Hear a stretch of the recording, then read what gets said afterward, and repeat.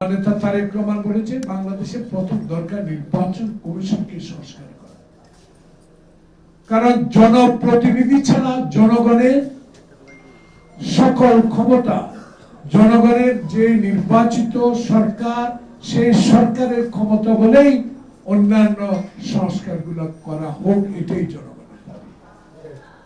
আপনারা বসে সংস্কার করেন নিষেধ, কিন্তু এই সংস্কারের সময় কতদিন যাবে? আমরা 111 দেখেছি, আমরা মির্জা কি নাম 111 মঈনুদ্দিন ফখরুদ্দিনকে দেখেছি।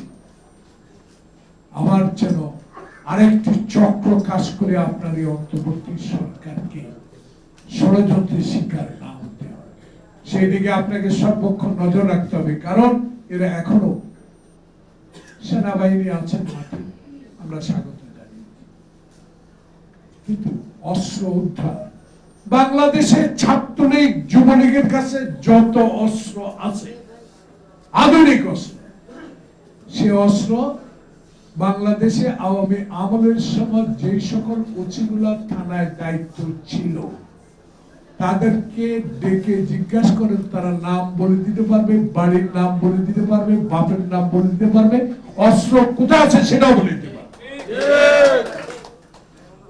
তাদেরকে বলেন লিস্টটা দিতে, সেনাবাহিনী লাগবে না, সেনাবাহিনীকে মাঠে নামানো লাগবে না, তারাই যথেষ্ট। তাদেরকে বলেন চাকরিতে থাকতে হলে অস্ত্রধারীদের নাম, অস্ত্রগুলো কোথায় আছে ফেরত দেওয়ার ব্যবস্থা করবে। এই কাজগুলো তাকে করতে হবে, অস্ত্র উদ্ধার করতে হবে। সংবিধান প্রতিষ্ঠানগুলো ধ্বংস করে দিয়েছে, বিচার বিভাগ ইনশাল্লাহ আস্তে আস্তে ভালো দিকে যাচ্ছে, 30 জন বিচারক এখনো আছে, সেই বিষয়েও সরকার চিন্তা করা উচিত।